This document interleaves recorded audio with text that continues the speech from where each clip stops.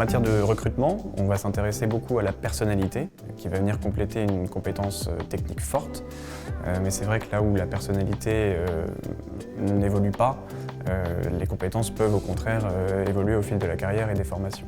Donc on va s'attarder surtout à des personnes qui ont envie d'apprendre et de progresser, et des personnes qui rejoignent globalement deux valeurs qui sont essentielles chez nous, c'est-à-dire l'esprit collectif, l'esprit d'entraide, un esprit d'équipe, et l'engagement sur les missions, sur le terrain, au sein du cabinet, etc.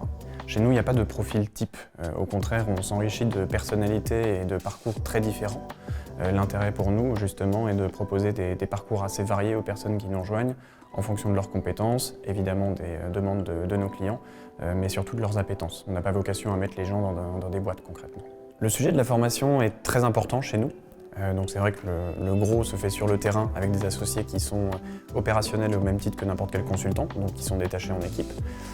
En parallèle de quoi, on va avoir un programme de formation qui est très riche autour des métiers de la finance, naturellement, mais également des outils, ERP, EPM, BI, ainsi que des soft skills qui nous paraissent essentiels. Ça peut aller de la prise de parole en public, avec des partenariats comme le cours Florent ou l'école de l'art oratoire par exemple, mais également des sujets de développement commerciaux ou encore de management. En termes de support, on peut avoir des journées de formation dédiées, on peut avoir également avoir recours à des prestataires externes ou encore des outils digitaux comme 360 Learning ou LinkedIn Learning par exemple. Lorsqu'une personne rejoint Genie Antipode, notre intérêt commun est de le faire évoluer. Cette personne va soit affiner son projet en choisissant une spécialisation, soit au contraire décider de rester polyvalent et d'être ce qu'on appelle un couteau suisse. On n'a pas vocation à forcer les gens à faire des choses qu'ils ne veulent pas faire.